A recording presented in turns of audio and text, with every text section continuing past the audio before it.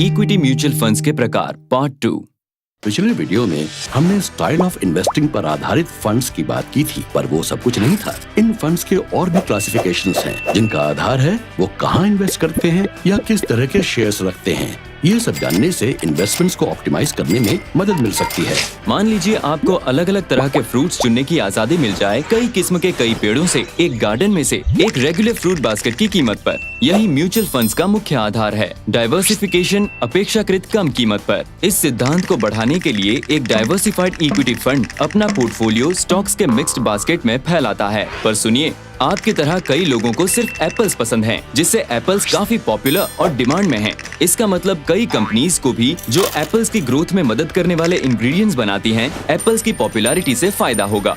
जी हाँ, जब एक पर्टिकुलर इंडस्ट्री पनपती है तो सभी सप्लायर्स को भी ऊपर ले जाती है, और यही तरीका है हमारे सेकंड टाइप के इक्विटी फंड्स को क्लासिफाई करने का। ये फंड्स एक से ज्यादा इंडस्ट्री या सेक्टर में इन्वेस्ट करते हैं, जिनका आमतौर पर आपस में कोई नाता होता है। हालांकि ऐसा एकदम जरूरी नहीं है। जैसे इंफ्रास्ट्रक्चर, जिसकी पॉपुलैरिटी पिछले कुछ सालों में काफी बढ़ी है, जिसके आधार पर इक्विटी फंड्स उन सेक्टर्स या इंडस्ट्रीज में इन्वेस्ट करती हैं जिनकी वजह से कंट्री के ओवरऑल इंफ्रास्ट्रक्चर डेवलपमेंट पर असर पड़े या फायदा हो।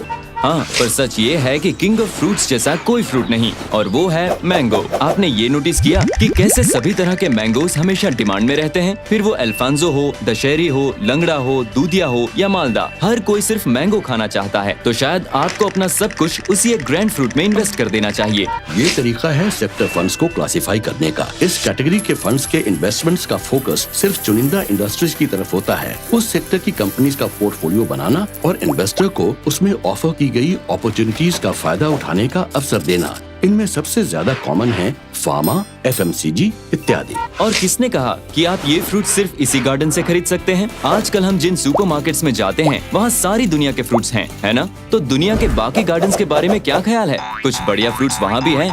बिल्कुल सही।